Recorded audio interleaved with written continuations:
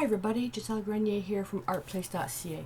In today's video, I'm going to be creating another background for my Book of Background series. And I'm going to switch up the paper. I'm going to be using the Strathmore Mixed Media Papers, the 400 series. And I grabbed a few stencils, and I'm going to have everything, I'm going to go through everything as I do the video. I got some stencils. I've got some gesso and some matte medium, and I want to explain the gesso in a minute. And the paints, I pulled out the DecoArt Media Fluid Acrylics. I've got Cobalt Teal Hue, Cobalt Turquoise Hue, Cerulean Blue, Green Gold, and Titanium White. And I've got my trusty number 8 Bristle Bright, which is a soft grip brush. I've got a stencil brush, and I've got a nice number 6 round. Palette paper, I've got my water bucket here, my little mister bottle, my no stick mat, and then I've got my little signature in my color mixing book, which I'm going to use if I need to record any mixtures. Now, timing is perfect because I was out of bubble wrap and I wanted to use bubble wrap on this, and I got a delivery today from Staedtler, and I got some bubble wrap. Yay! I'll be using that. Alright, so because I've been using the TerraSkin, which is paper made from stone, so it doesn't break apart. Paper is made from wood and it's fibrous, that if you do a lot of rubbing on the paper, that you may get particles that build up. Now, mixed media paper is very strong, but if you have some paper that's thinner, you know, as you start doing some rubbing, the fibers will come up. The great way to fix all that is you cover it with gesso. If you cover it with gesso, then it's going to create another boundary layer, another barrier layer, so when you do your rubbing, it's not going to be a problem. Okay, and I'm going to start off with using, I'm going to do just a little bits, and I'm going to use my number 8 bristle brush. I want to use it dry. And I'm just going to dry brush some gesso. I'm not covering everything. And we're about to start another heat wave, so I've got the window open because we've got a nice breeze. It's very early in the morning. And right now it's not too bad. Just get something on there. Let me just get this stuff out of the way.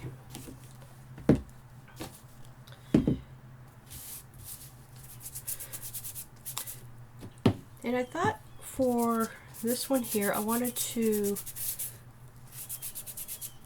the experiment that I wanted to work with was working with transparent layers with texture. I love texture. I don't like anything that's just flat and boring. I love texture.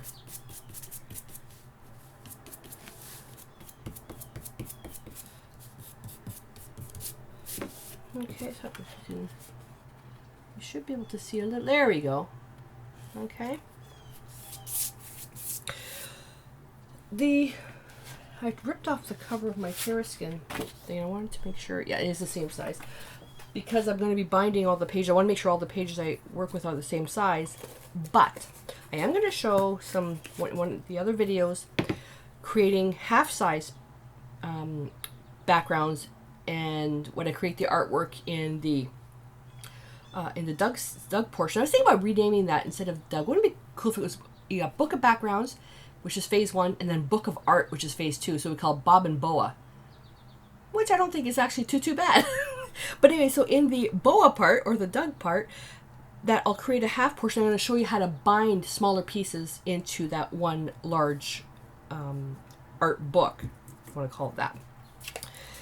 Alright, so while that's drying, let's get our paints put together. And I've got my brush here, so with the gesso, I'm going to put it in my water container. And I'm not going to rinse it. I'm going to set it right in here, and I have just enough water. The water's been evaporating. I'm just going to add just enough water to cover the bristles, not up the ferrule. Because if you leave your brush in water too long, the glue dissolves and your bristles come out. So if you just have just enough water to cover the bristles, you're going to be okay, because I don't want to rinse the brush. And for the paint, so I've got my Cobalt Teal hue, and you can use any paint for this. I wonder if that's going to be enough. You can use any paint for this. Okay. If you're going to be using tube acrylics, then what you may want to do is add a little bit of matte medium or gel medium or some type of extender to the paint, because the tube acrylics are very thick. Or if you're using the Traditions paints, you'll want to add maybe a little bit of glazing medium or extender.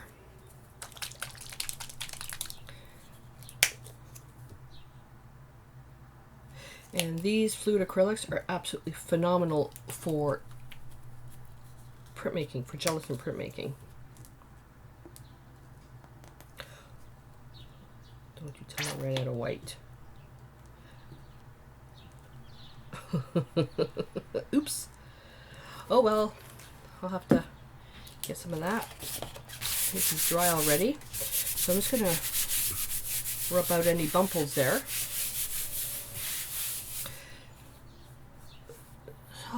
So I lied. I would have needed to rinse my brush. I'm going to get a fresh brush because I'm going to be putting the layers on. You don't want any white in this layer that we're working on. Okay, no white whatsoever. So I'm still going to keep that because I still need that brush. Dry, I'm going to start with the Cobalt Teal hue. Just load a little bit, and all I'm going to do is just drag the paint. Goes far, doesn't it? Drag the paint. And I'm starting from the outside, because if you start on the inside, you're going to get a hard line. It doesn't really matter. No rules. If there's ever a rule that has to be followed, for a certain reason or another, let's say you can't paint acrylics over oils. If something just isn't possible, I will let you know. So always assume that there's no rules. Holy cow, I didn't need that much paint. Okay. And I'm going to go now into the Cobalt Turquoise. And I'm going to do the same thing. I'm not going to cover everything. So now I'm going to go over some areas. It's like my airplane stroke when I'm drawing, that touch, push, lift. Touch, push, lift. So if you think of paper, so there's the runway of the airplane. You go touch, push, and lift. Okay, so the airplane's landing, hits the runway, then takes off. And that way, you get nice swoops of color without that hard line. Like that.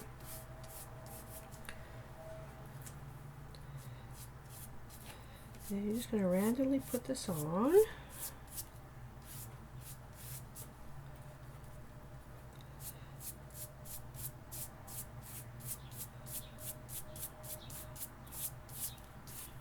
You need your background dark enough because when we bubble wrap and do some stenciling, that it's going to be nice. And that should be dry by now. Now I'm going to rinse my brush. Not so much rinse it, I want to get it wet.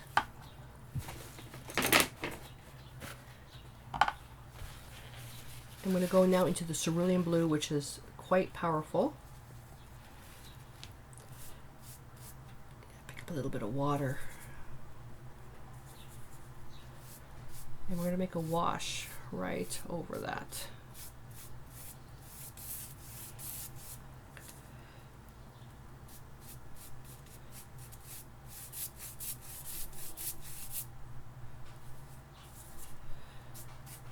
So by applying it as a wash, it's really, really transparent, and the paint itself is a semi-transparent paint. Now when you add water, the paper is going to start to curl. If you use heavier paper, such as 300-pound watercolor paper or something like that, then you're going to be fine.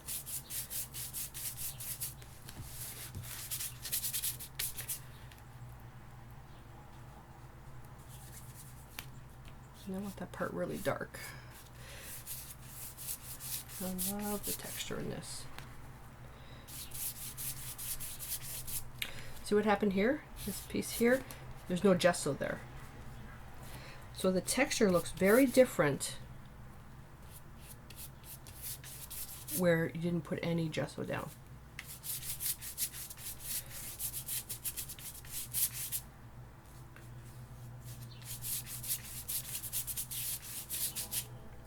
I'm going to go back to the Cobalt Turquoise. Just need to add a bit more color.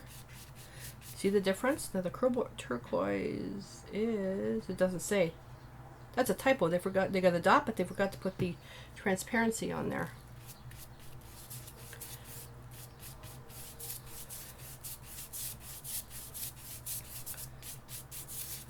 I love that.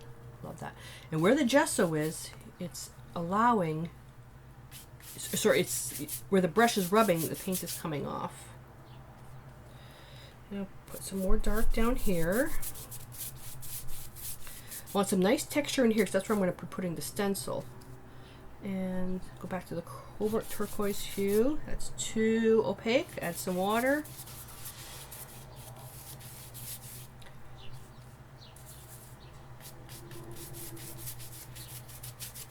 And just layer, layer, layer. The first layer I like it dry because it creates that texture. Okay. That needs to dry. I'm going to put that aside.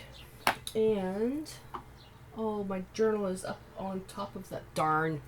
Okay, so let me get another journal. And I'm just going to go over the paint that's on the no stick mat, just to load it up with something. This is so much better than throwing the paint out. Okay. And just look to see if there's a little bit of shine. See a little bit of shine there. And the reason why we need that to be clean or to dry, because we're going to go with green next. This is a really fast little project, and you can do this with any colors that are next to each other on the color wheel. So I'm working with the blues and greens and yellows. So we've got the blues here, and these blues are all in a blue-green side, and then the green gold, which has yellow. I blotted the brush, and I'm going to load the green gold, which is transparent. And I'm going to go over where the areas are the lightest. And I'm going to dry brush.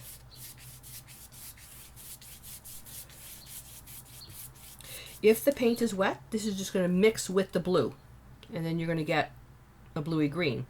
If you dry brush it right on top, it's going to sit on top, and you're going to get optical color mixing. So where the layers, the transparent layers together do the color mixing, not physically mixing together.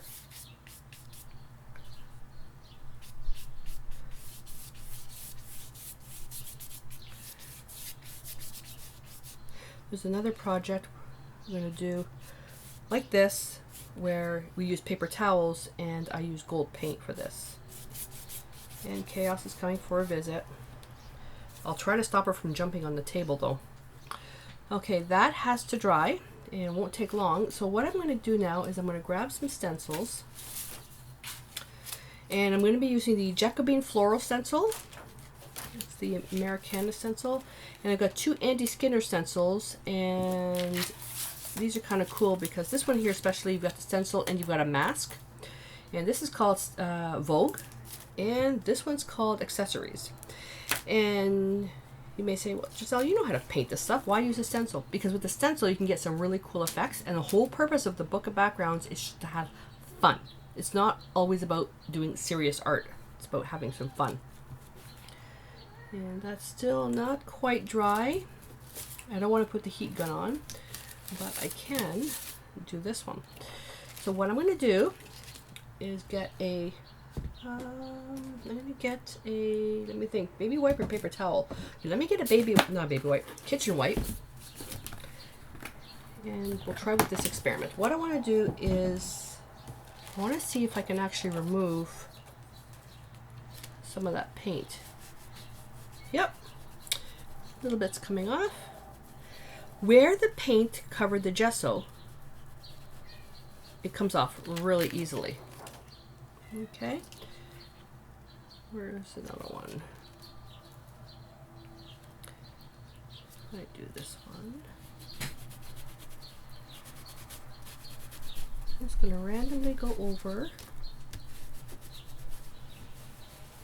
And it's this rubbing that will make lift up all the fibers on your paper. If my mouth sounds rented where I'm kind of going off in different ways, I'm trying to get this done before the heat sets in. I haven't had my tea yet. And Chaos is underneath my chair, rubbing against my foot, and you can hear the clicking. That's the lever that tilts the chair back and forth. And I'm afraid I'm going to go flying. There, you can see just a little bit. See that? If you're in a very hot and dry environment, right now here it's hot and humid, you can add a little bit of that matte medium to your paint and it will extend the drying time. Without, like the matte medium, you can add this to your paint, it'll extend the drying time without making your paint even thinner. When I was doing this with the DecoArt Traditions, the extender is very fluid, so it would thin down the paint. The same with the glazing medium, it's a little bit thicker than the extender, but it still thins down the paint, the consistency. Alright. We'll just do, this might be too dry. Yeah, this is too dry. Oh, kitty cat. You'd think I never fed her. Yeah, that's dry now. Alright. Tip. If you're creating art and you're using stencils and you don't want to stop, have a big Tupperware container larger than your stencil and get off the table and fill it with water. That way you can just dump your stencil into the water and that way it doesn't interrupt your workflow. And I'm going to cover that paint bucket because she's infatuated with paint water. I don't know why. And I'm going to get this little stencil here and I'm going to pop that right in here. Now this is a background and I need more cerulean blue. This is a background, but I'm still going to use this to kind of inspire the thought of what I want to do. Sometimes by just putting a stencil on there, it'll really get the juices flowing. Go into cerulean blue. Dry with the stencil brush.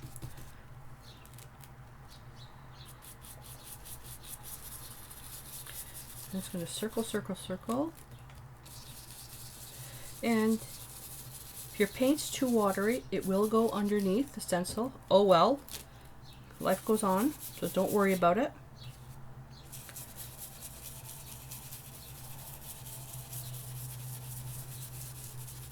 If you're frustrated when doing the book of background videos, then you're doing them wrong. This is about experimenting. It's the mad scientist experiment. Yay. And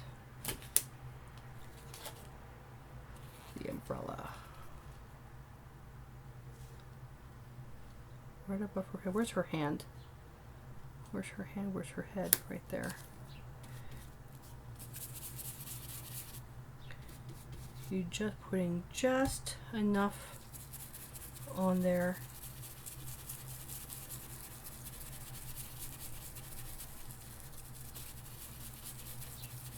I want a little bit more than that. And if you're never sure how much paint's on your brush, you can always try it on a scrap piece of paper. But you know what? Do it in a journal. Do it in an art journal or another piece of paper for your book of backgrounds, and because you can use it for something else. That looks awesome. I like that. Okay, so I'm going to put that here and quickly. I don't have that container with water. Chaos is in one of her moods. If you've got pets, you know exactly what I'm talking about. Your art kind of revolves around their moods, especially cats. And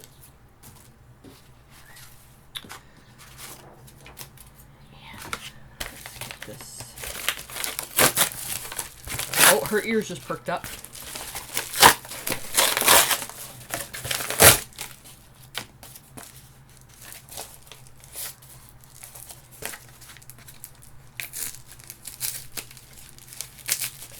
You know what? I should have did this before. Sorry.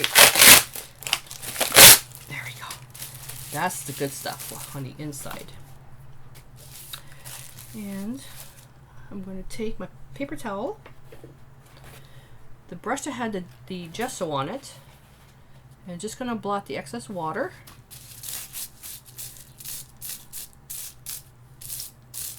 And put some of that on there. And just with the hand, touch. And that's it.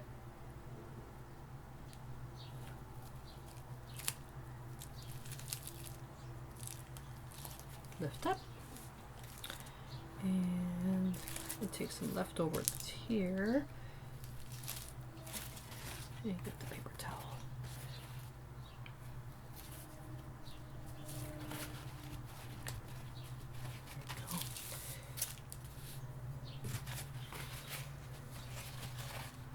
I'm going to take that stencil brush.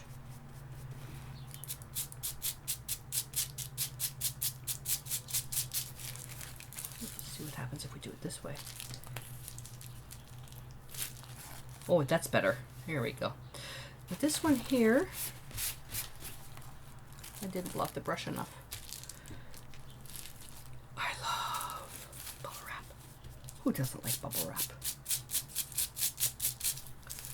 Who doesn't like bubble wrap? Bubble wrap is just fun. It's just fun.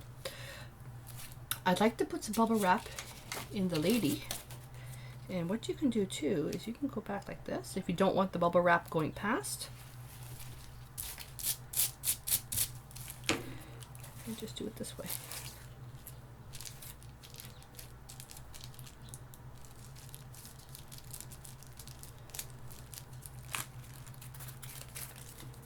Voila! Push the excess. I don't think the paint might be a bit too dry for that. Yeah. How fast was that background? 20 minutes? 20 minutes? That's all right. And let's... I don't know if I have anything left. Oh, yeah, I do.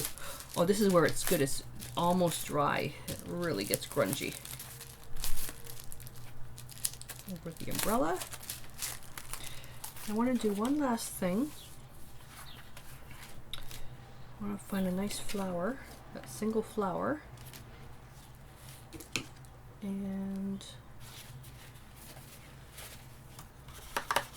I'm going to clean that.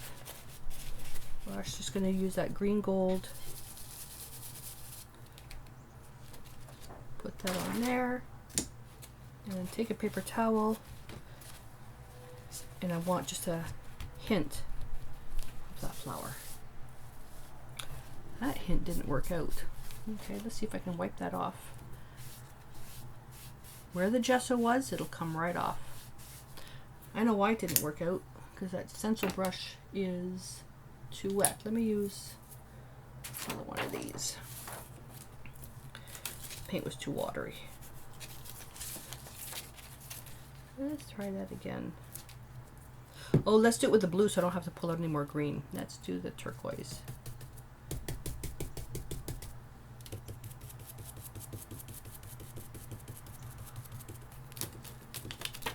Oh, I like that.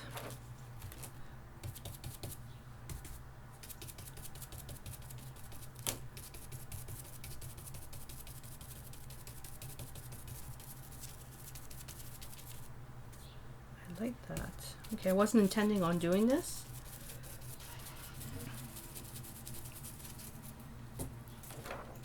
Yeah.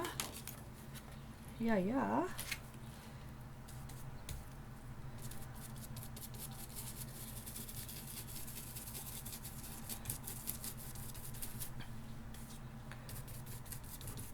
Yeah, pick up a bit of the Cobalt turquoise.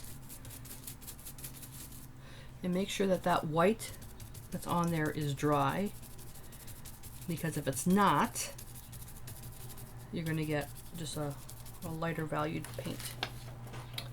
Oh, that's really pretty. I'm going to darken this corner here.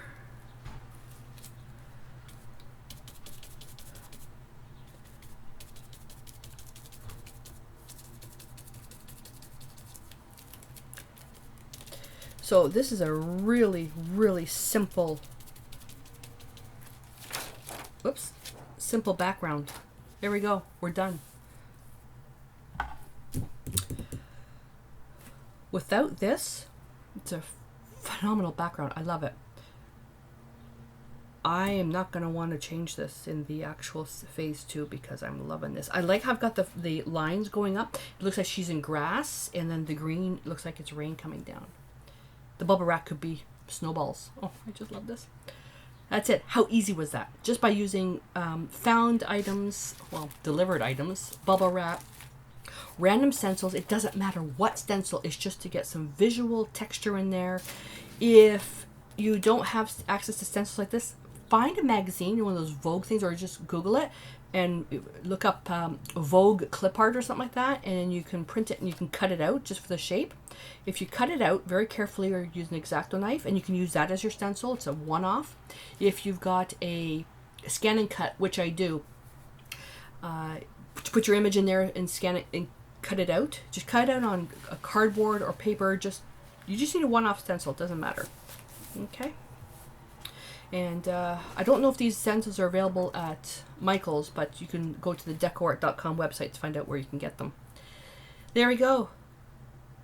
I love it, love it, love it. Now, when I'm ready to create the other side, what I'm going to, well, experimenting wise, I would go exactly opposite to what I think I should do.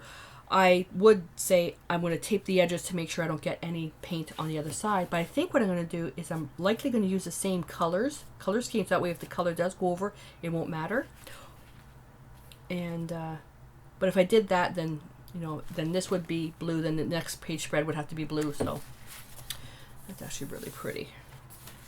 There we go. Let this dry at least 24 hours. If you're using really, really thick media paper, just to make sure it's all dry. Because if your paper's not dry, and let's say you decide you want a collage on it, the collage really won't stick properly. So, ready to go.